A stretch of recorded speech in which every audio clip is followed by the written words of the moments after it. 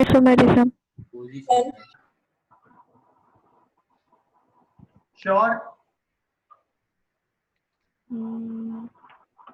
Yes sir. ठीक है, तो इतना सोचने की क्या जरूरत है? आपको दिख रहा है दोनों में कार्बन चेन, बताओ। ठीक है, ज्यादा इतना सोचने की जरूरत ही नहीं है, हमको इतना एक्चुअली दिमाग लगाना ही नहीं है। यहाँ पर बेसिकली आपने देखा 4 कार्बन की चेन है, 5th में भी देखा 4 कार्बन की चेन है। यहाँ पर बस बाकी क्या है, पोजीशन अलग अलग दे रखी है, एक मतलब कि 2-3 पर दे रखी है और एक 2-2 पर देख रखी है। तो ये भी आपका बच्चों यही हो जाएगा, पोजीशन आइसोमर। मैं लिख देता हूँ पोजीशन आइसोमर सिंपली। ओके, दो चीजें क्लियर है और ये भी चीज क्लियर होनी चाहिए, और ये RTF MCP भी क्लियर होना चाहिए, क्योंकि अभी तक हम डिस्कस कर रहे थे चेन आइसोमर ही हम देख रहे हैं अभी तक, चेन और पोजीशन। अभी आगे के जो रिंग आइसोमर है वो बाकी है, टाटोमरिज्म बाकी है, फंक्शनल। अब धीरे धीरे हम लेवल इंक्रीज करेंगे, उसमें से आप फाइंड आउट करना है।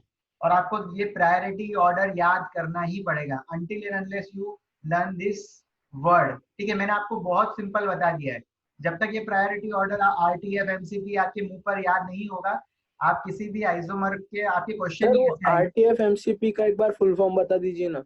ओके, RTF मतलब कि जैसे कि जो R आपको दिख रहा है, R stands for ring isomer, T stand for tautomer, ठीक है, F stand for functional group,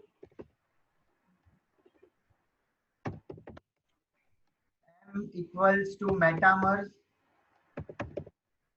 और C equal to chain isomer, और P equal to position. This is the simple thing. Clear? Screenshot ले लो, नोट्स में include कर लेना।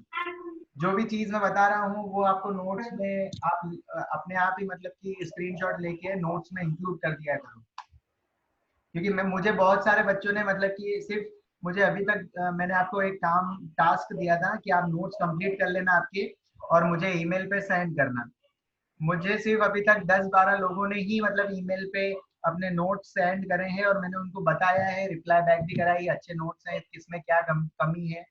ठीक है, तो एक जिस बच्ची का मैंने एक्चुअली शेयर करा था ग्रुप में, उसके नोट्स ही मतलब कि पूरे परफेक्ट थे, उसने मेरा एक भी लेक्चर मिस नहीं करा था, और उसने मैंने जो भी चीज स्क्रीन पर भी बताई है तो वो भी उसने नोट कर रखा था स्टार करके, और मतलब कि पूरे परफेक्ट नोट्स थे। ठीक है, ऐसा जरूरी नहीं है कि मैं आपको प्रेजेंटेशन जो भेज रहा हूँ, प्रेजेंटेशन जो है वो उसमें कुछ कुछ चीजें ऐड करना रह जाती है।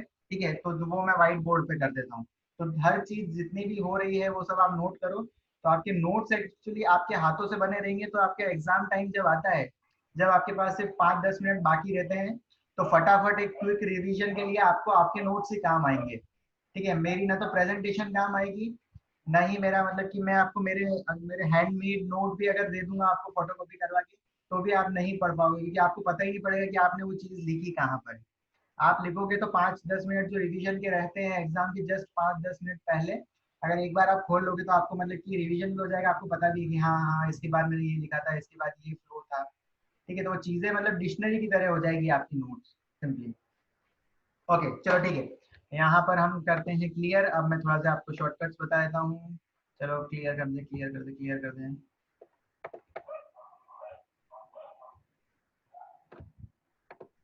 ओके, अब जैसे होता है, हमने स्टार्ट करा था ब्यूटेन से। ठीक है, ब्यूटेन होते हैं, ब्यूटेन अगर है आपके पास, ठीक है, एक टेबल बना देता हूँ मैं सिंपली ब्यूटेन की। देन यहाँ पर पेंटेन, फिर उसके बाद हेक्सेन, इसके बाद आता है हेप्टेन, उसके बाद आता है ऑक्टेन, देन आता है नोनेन, last one is your decane. ठीक है, ये हमने 10 तक, 4 से लेके 10 तक के हमारे एल्केन लिख रखे हैं। ठीक है, अब यहाँ इसके राइट साइड में मैं आपको लिख देता हूँ कि इनके पास कितने आइसोमर होते हैं। ठीक है, आपको ऑक्टेन तक तो याद रखना ही है, तो 2 और याद रख लो, धीरे धीरे पता पड़ेगा अगर लेवल इंक्रीज कर रहा है एग्जाम। ठीक है, तो आप डायरेक्टली इसका आंसर दे सकते हो। आपने ब्यूटेन के बनाए थे, हमने साथ में ब्यूटेन के बना रखे हैं पहले आइसोमर। तो ब्यूटेन के टोटल होते हैं 2 आइसोमर, पेंटेन के होते हैं 3 आइसोमर, हेक्सेन के जो अभी जस्ट हमने बनाए थे उसके थे 5 आइसोमर, हेप्टेन के होते हैं 9 आइसोमर। ठीक है, जो हेप्टेन हमने बनाया था लास्ट क्लास में, आप याद रखना C7H16 के हमने 9 आइसोमर बनाए थे, ठीक है। अगर 9 Yes, आइसोमर sir. आपको नहीं बन रहे हैं तो मुझे मैसेज कर देना, मैं आपको फोटो भेज दूंगा, आप कंपेयर कर लेना कि कौन से 9 है, आपने कौन सा गलत करा है। ओके, देन ऑक्टेन के आपको याद रखने हैं 18, ठीक है। ऑक्टेन तक अभी तक जितने भी आपके एग्जाम हुए हैं उसमें सिर्फ हेप्टेन तक पूछा गया है। तो मेरा मतलब कि इंस्टिंक्ट ये कहता है कि अब मतलब कि अगर लेवल इंक्रीज होगा तो ऑक्टेन होने ना आ सकते हैं, ठीक है। ऑक्टेन तक, क्योंकि यहाँ तक हेप्टेन तक बनाना इजी रहता है, अभी तक हेक्सेन तक का ही आया है, हेप्टेन और ऑक्टेन अब आ सकते हैं सिंपली। नोनेन के होते हैं 35 और लास्ट जो है डेकेन उसके 75 आइसोमर होते हैं, ठीक है। इसकी एक टेबल आप बना लो इजीली आपकी कॉपी में। ये आपको मतलब कि अगर एग्जाम में डायरेक्टली क्वेश्चन अगर आ गया, ठीक है, how many isomer of hexane, तो सिंपली आपको ये टेबल याद करनी है, 2 3 5 9 18 35 75।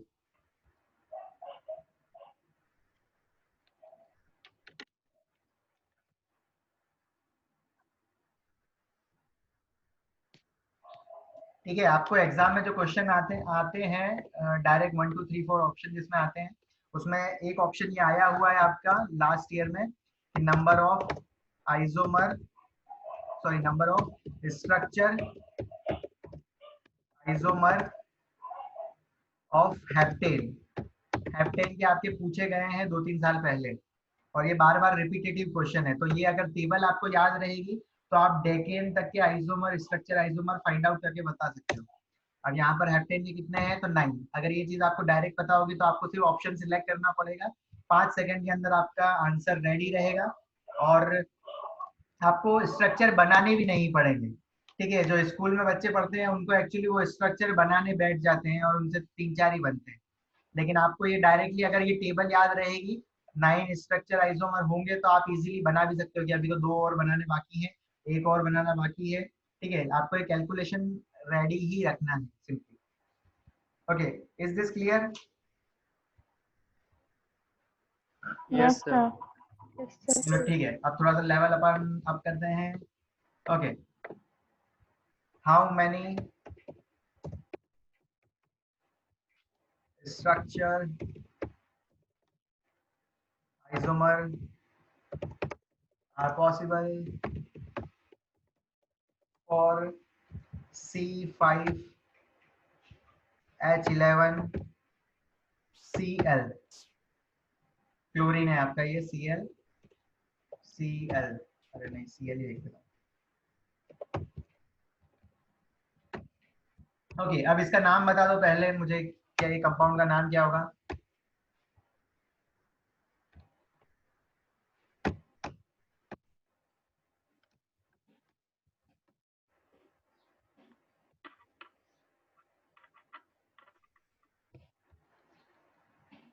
बच्चों, what is the name of this compound C5H11 and then chlorine? क्लोरोपेंटाइन। Chloropentane. क्लोरोपेंटेन। ठीक है, चलो ठीक है, ये क्लोरीन आपकी ब्रांचिंग है तो क्लोरो, और जो भी चेन आ रही है 5 कार्बन की है तो पेंट। ओके, अब आपके सामने क्वेश्चन रेडी है, how many structure isomer are possible for C5H11 Cl। ये क्वेश्चन बेसिक क्वेश्चन आपका एक एग्जाम में पूछा गया था, ठीक है। अब आप बताओ मुझे इसके कितने स्ट्रक्चर आइसोमर बन सकते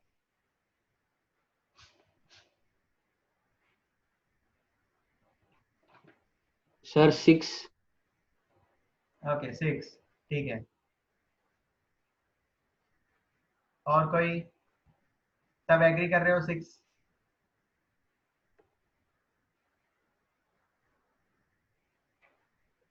सर 3। Sir, 3. हाँ सर 3। सर 3। ओके 3 3. कर सकते हैं। चलो यही गड़बड़ हो गए सब, 3. ठीक है। ओके, चलो ठीक है, अब इसके पहले मतलब कि मेरे को एल्काइल वाले भी आपको बताने पड़ेंगे। चलो ठीक है, अब जब मैं इसका राइट आंसर देखो, चलो मैं बता देता हूँ आपको, इसके एक्चुअली टोटल 8 स्ट्रक्चर आइसोमर बनेंगे, 8, ठीक है। ये कैसा पता चलेगा कि यहाँ पर देखते से ही मतलब आप क्वेश्चन को बता दोगे कि आंसर क्या होगा, ठीक है। आपको स्ट्रक्चर ड्रॉ भी नहीं करना पड़ेगी। चलो ठीक है, इसका एक और ट्राई करो, 2 क्वेश्चन आपके हो जाएंगे, एक और हम ले लेते हैं ताकि दोनों एक साथ कंबाइन कर दूंगा। Okay, C4H9 and then Br। इसके बताओ कितने होंगे, 2, 4 या 3 या 6? 3 या 6? सर 6। 6 6 ओके ठीक है, 6।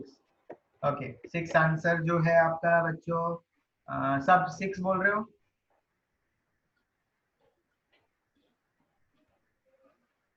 ठीक है, तो ये भी आपका गलत है। Answer is your 4। तो मतलब कि मुझे और थोड़ा लेक्चर स्लो करना पड़ेगा। अब ये एक्चुअली यहाँ पर ब्रेन टीजिंग क्वेश्चंस है, ठीक है, दिमाग लगा के सॉल्व करने वाले। अब मैंने आपको बताया था C5H11 के, यहाँ पर आप देख सकते हो अगर C5 हो तो वो होता है पेंटेन। तो पेंटेन के होते हैं टोटल 3 आइसोमर, लेकिन यहाँ पर पेंटेन नहीं है, यहाँ पर आपका जो ग्रुप है वो पेंटाइल है, आपका एल्काइल ग्रुप है। तो एल्काइल ग्रुप जो होते हैं उसके में आइसोमर, चलो ठीक है, मैं पहले ये बता देता हूँ, फिर आपको भी डायरेक्ट क्वेश्चन ऐसा सॉल्व करते आ जाएंगे। ओके, अब हम पहले में ये टेबल नोट कर लिए, इसको क्लियर कर दूं? Yes sir. Yes sir. ठीक है, यस सर। ओके। अब हम आइसोमरिज्म एक टॉपिक डाल लो आप, क्योंकि इसको आपके जरिए बताए बिना आपको सॉल्व नहीं हो कर पा रहे हो। Okay, isomerism of alkyl group, ठीक है, ये एक छोटा सा टॉपिक है, एक में बता ही देता हूँ। ओके, अब जैसे कि आपका CH4 ग्रुप है मिथाइल, ठीक है, ये मीथेन है आपका, इससे हम बताते हैं CH3 मिथाइल बनाते हैं। तो मिथाइल के कितने आइसोमर पॉसिबल हैं? तो 0 आइसोमर। मैं देखते से बता सकता हूँ कि इसके कोई भी आइसोमर नहीं है। ओके सर कैसे? ओके, क्योंकि क्या है कि जहाँ यहाँ पर जैसे कि 1 कार्बन है, ठीक है, यहाँ पर एक ओके, अब हमने एक्चुअली मीथेन के आइसोमर बनाए थे, तो कितने आइसोमर बन रहे थे?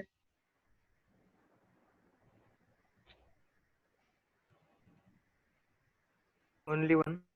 ओके, ठीक है, ओनली 1 ही बन रहे थे। तो यहाँ पर जब आप CH3 बना लेते हो तो CH3 के भी मतलब कि हम रीअरेंज नहीं कर सकते हैं।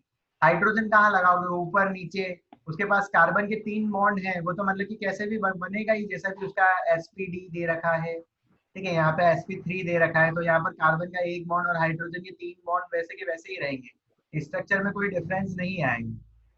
समझ पा रहे हो मैं क्या बोल रहा हूँ? इसकी जो हाँ स्ट्रक्चर, सर। अगर यस सर। मीथेन की ऑक्टेट कंप्लीट हो जाएगी ना, 4 बॉन्ड्स हो गए, तो फिर CH3 कैसे ऐड होगा? ओके, जो मिथाइल ग्रुप होता है जो कि हम ब्रांचिंग में यूज करते हैं ना बच्चे, ये वो वाला एल्काइल ग्रुप है। Yes sir. तो यहाँ पर यस। एक्चुअली ये किसी से कनेक्टेड है, मेन चेन में ये यहाँ पर CH3 पूरा ऐसा कनेक्टेड है, तो इस ग्रुप को आप एल्काइल ग्रुप बोल देते हो, ठीक है। अगर यहाँ पर H होता तो ये मिथाइल ग्रुप मिथेन हो जाता सिंपली आपका।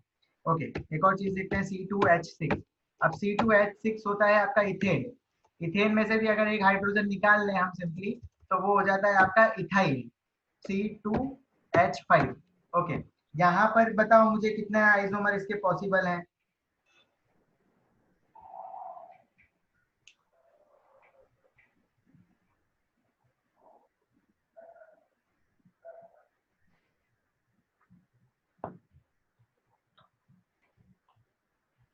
ओके, ट्राई तो करो कुछ भी। 1, फैंटास्टिक, ठीक है, Yes, sir. 1. एक ही पॉसिबल है जो कि ये आपके सामने प्रेजेंट है। तो यहाँ पर भी मतलब कि टोटल में लिख देता हूँ सेम। ओके, आप कंफ्यूज मत होना, अब मैं चीज बताता हूँ। ये जो चीज मैं बता रहा हूँ वो क्यों बता रहा था, अब देखो। अब जैसे कि अगर है आपका कंपाउंड C3H8, ये होता है आपका इथ मैथ प्रोप, ये आपका प्रोपेन है, और इसमें से अगर मैं हाइड्रोजन निकाल लूं, -H कर दूं, तो ये कंपाउंड बन जाता है आपका C3H7। आपका ये कंपाउंड बन गया, ठीक है। अब इस कंपाउंड में क्या होता है बच्चों, ठीक है, इसको हम थोड़ा सा इलेबरेट करते हैं, थोड़ा सा इसको मतलब कि इसको हम थोड़ा सा खोल देते हैं, ठीक है, तो हमको चीजें पता पड़ जाएगी।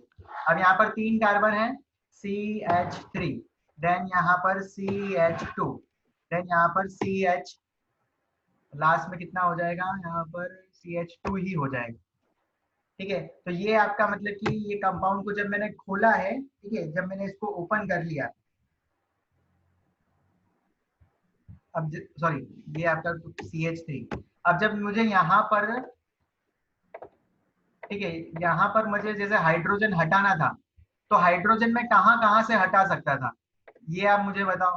ठीक है, एक हाइड्रोजन तो मैं इस पोजीशन से हटा सकता हूँ सिंपली, ठीक है, यहाँ से हटाऊं या यहाँ से हटाऊं, बात बराबर ही है, क्योंकि ये उसका नाम 1 हो जाएगा सिंपली। चलो करके दिखा देता हूँ, करके दिखा देता हूँ, करके दिखा देता हूँ। चलो ठीक है, हाइड्रोजन मैंने यहाँ से निकाला, इस पॉइंट से, ठीक है, यहाँ से हाइड्रोजन निकाला, तो ये बन जाता है, यहाँ पर ऊपर लिख देता हूँ -H सिंपली। ओके, यहाँ से हाइड्रोजन मैं निकाल रहा हूँ C3H8 से, तो ये हो जाएगा CH3, फिर हो जाएगा CH2, देन हो जाएगा लास्ट में CH2 और डैश। ओके, अब अगर हाइड्रोजन मैं यहाँ बीच में से निकालता इस पोजीशन से, तब क्या हो जाता, तब भी देख लो, यहाँ से अगर -H निकालता मैं, यहाँ पर लिख देता हूँ -H, अगर मैं निकाल रहा हूँ फ्रॉम द सेंटर पोजीशन, तो ये हो जाता आपका CH3, फिर CH, देन CH3। ओके, और बीच में जो एक कार्बन है, ठीक है, वो यहाँ पर एक बॉन्ड ऐसा ही रह जाता, ये अटैच हो जाता, तो ये मतलब कि C3H7 के कितने आइसोमर बनते हैं आपके, तो यहाँ पर जैसे ये बन गया आपका N प्रोपाइल, और नीचे वाला जो आपका बना है वो हो गया है आपका आइसोप्रोपाइल।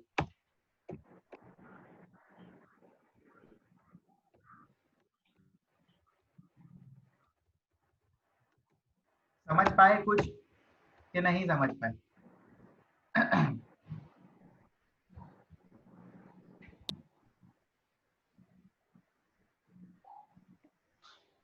समझा सर। समझे? जैसे कि हम क्या कर रहे हैं, एल्काइल ग्रुप अभी बना रहे हैं, तो जो कि आपका ये चीज है, ठीक है, ये वाली जो आपकी चीज है C3H8, अगर हाइड्रोजन में यहाँ से निकालूं और यहाँ से निकालूं, तो मेरा कंपाउंड बन जाएगा, एक आइसोमर जो बनेगा वो बन जाएगा N प्रोपाइल।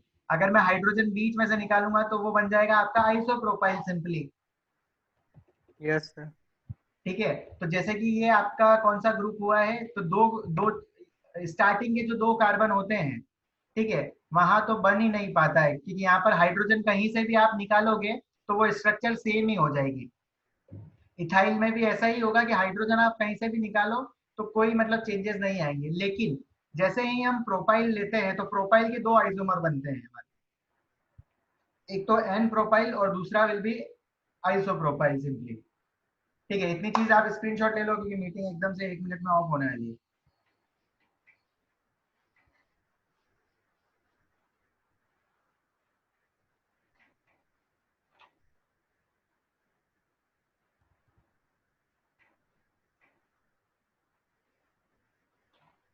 ले लिया? Yes sir. Yes, sir. ठीक है,